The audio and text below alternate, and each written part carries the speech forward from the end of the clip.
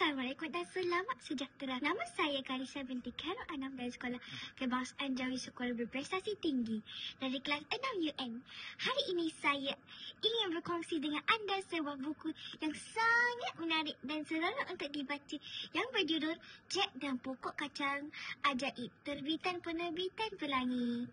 Buku ini mengisahkan seorang budak lelaki bernama Jack. Mereka hidup dalam keadaan yang sangat sederhana dan sering menghadapi kesulitan. Suatu hari, ibu Jack memberi tugas kepadanya untuk menjual lembu mereka di pekan demi mendapatkan sedikit wang untuk meneruskan kehidupan mereka.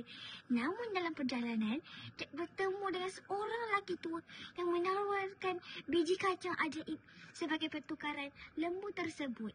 Setibanya di rumah, ibu Jack merasa sangat marah apabila mengetahui apa yang telah dilakukan oleh Jack. Beliau mencampakkan biji kacang itu keluar tingkap dan menganggap Jack telah melakukan kesilapan besar. Namun esok harinya, sesuatu yang sangat ajaib berlaku. Sebatang pokok kacang yang besar dan tinggi tumbuh menjalar dengan cepat. Jack yang penuh rasa ingin tahu memutuskan untuk memanjat pokok kacang itu untuk melihat apa yang ada di atasnya. Sesampainya di atas pokok kacang, Jack menemui sebuah istana yang sangat besar dan misterius. Dalam istana tersebut, Jack menemui ayam yang bertelur emas. Wang emas yang tidak terkira jumlahnya. Jack mulai membawa pulang harta-harta ajaib ini untuk membantu ibunya dan memperbaiki kehidupan mereka. Sejak hari itu, Jack dan ibunya hidup dalam keadaan yang lebih senang dan bahagia. Mereka tidak lagi hidup dalam kemiskinan, malah berjaya mencapai kejayaan yang luar biasa berkat keberanian Jack.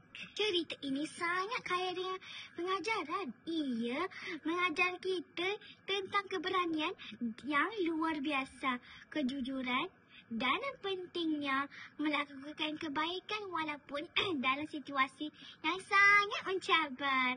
Selain itu juga mengingatkan kita bahawa kadang-kadang peluang biasa datang dalam bentuk yang tidak kita juga. Seperti biji kacang yang kelihatan biasa tetapi mampu memberikan hasil yang sangat luar biasa. Oleh itu, saya sangat mensyukurkan buku ini kepada semua orang, terutama kepada mereka yang menyukai cerita yang penuh dengan pengajaran dan fantasi. Terima kasih.